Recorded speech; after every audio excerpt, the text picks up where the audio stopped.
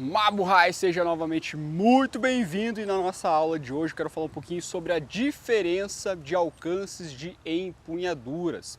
Então a gente tem diversas empunhaduras aí que a gente pode estar segurando a faca ou até mesmo um bastão, né? Hoje o específico é a faca mesmo, mas assim, de uma maneira bem grosseira, né, bem geralzona, a gente tem basicamente três que são as mais utilizadas, mas dentre essas três eu vou estar falando sobre duas hoje, né, que é o que a gente chama de sac-sac ou posição martelo e o famoso pacal, ou como a gente também chama de picador de gelo.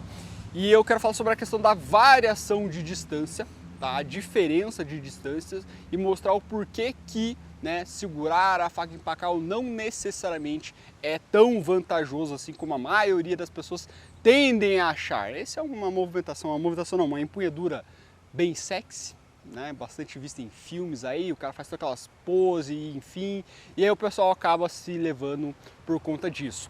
Mas o que a gente precisa entender é a parte de combate, o funcional, o que vai salvar a sua vida. Então vamos lá, colocando um cenário meramente educativo, tá? Não estou falando de técnica, não estou falando de estratégia, não estou falando de nada, apenas um cenário educativo para a gente entender essa questão de distâncias. Então o Kleber ele está com a faca e ele está numa posição de sac-sac. Então se ele quisesse cortar lá o meu pescoço, certo? Ele conseguiria. Se eu estivesse numa posição de sac-sac, eu também conseguiria cortar o pescoço dele. Quem venceu?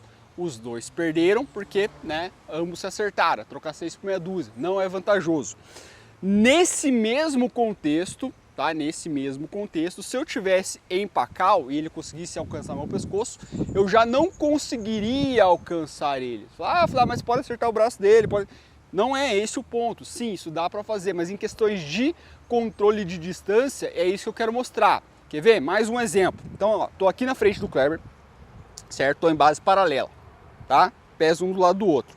Vou assumir a minha posição de combate. Então, faca na mão direita, perna direita à frente, ou seja, eu não recuei, eu estava em base paralela, eu apenas recuei a minha perna esquerda e assumi a minha base de combate, faca à frente. Se eu quiser cortar o Kleber, ó, eu alcanço ele. Consigo estocar a barriga, pescoço, olhos e assim por diante. Sem me mexer, eu tenho essa distância.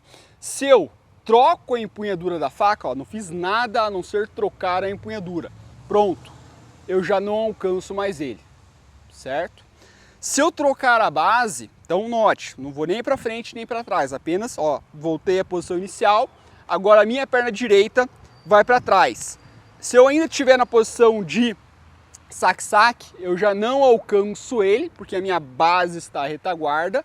Se eu estiver em pacal, menos ainda. Então se eu estou, por exemplo, numa situação de pacal, com a minha base retaguarda, o Kleber está numa posição avançada, a direita dele está à frente e ele resolve me atacar, ele vai ter muito mais amplitude do que eu.